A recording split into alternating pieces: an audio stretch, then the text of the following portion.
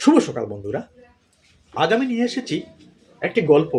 গল্পটি হলো ষষ্ঠ শ্রেণীর এক ভুতুড়ে কাণ্ড। লিখেছেন ফানি রাইটার, মজার লেখক, যার নাম শিবরাম চক্রবর্তী। আমার মেয়ে সারা এখানে আছে। সে মাঝে মাঝে আমার থেকেও ভালো টিচার, সে বুঝায় ভালো। তো তাকে নিয়ে আমি ষষ্ঠ শ্রেণীর এই গল্পটা একটু শেয়ার করছি আপনাদের সঙ্গে। প্রথম লাইনটা হলো, প্রথম কথাটা হলো, ভূত বলে কি কিছু আছে? না। যদি থাকে তো তিনি আমাকে কখনো দেখা দেননি। শিবরাম, লেখক শিবরাম চক্রবর্তী। তার দয়া এবং আমার ধন্যবাদ। তিনি বলছেন, কৃপা করে দর্শন দিলে আমি তাকে দেখতে পারতাম কিনা সন্দেহ। বুদ্ধের রূপ গুণে আমার কোনো মোহ নেই। তাছাড়া আমার হার্ট খুব উইক, আর শুনেছি যে ওরা ভারী উইকেট বদমাস। ঠিক আছে, তো এই গল্পের মধ্যে কি দেখা যায়? দেখা যায় শিবরাম লেখক একটা বাইসাইকেল নিয়ে যাত্রা করছেন।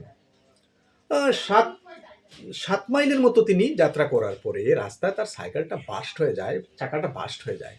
তারপরে এখানে সন্ধ্যা হবে হবে অপেক্ষা করতে করতে সন্ধ্যা হয়ে গেল।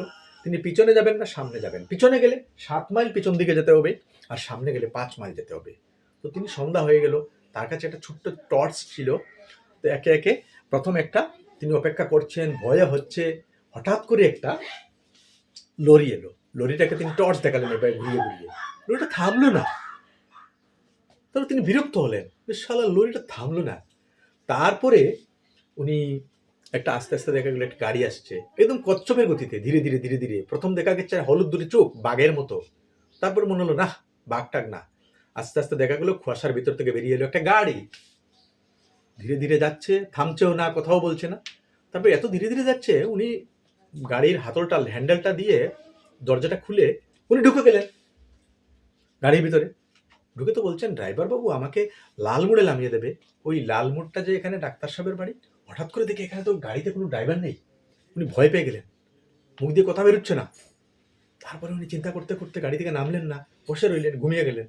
হঠাৎ করে একটা রাস্তা এলো, ট্রেনের রাস্তা, ট্রেনের শব্দ, ঝিকা ঝিকা ঝিকা ঝিকা ঝিকা ঝিকা। ট্রেন আসছে। উনি ভয় পেলেন, এখন তো মরে যাব, গাড়িটা ট্রেনে গিয়ে ধাক্কা মারবে। তারপরে উনি ভয় পেয়ে তাড়াতাড়ি গাড়ির হ্যান্ডেল খুঁজে গাড়ির দরজা খুলে বেরিয়ে গেলেন। বেরিয়ে যাওয়ার পরে উনি ভাবছেন, বেঁচে গেলাম রে বাবা। এমন করে হঠাৎ করে দেখা গেল, চিন্তা করছেন, এখানে গাড়িটা দাঁড়িয়ে রয়েছে, আর পিছন দিক থেকে একজন লোক এসে বলছে, আরে ভাই, আমার গাড়িটা ইঞ্জিন বিকল হয়ে গেছে, ইঞ্জিন নষ্ট হয়ে গেছে, অনেক দূর থেকে ঠেলে ঠেলে আনছি, আমাকে একটু সাহায্য করবে? উনি তো হতবাক। এখানে এই গল্পের সমাপ্তি। এখন আপনারা ভাবুন, ভূত মহাশয় আছেন কিনা, ভূত বলে কিছু আছে কিনা। পার্ট 2 নেক্সট ভিডিওতে।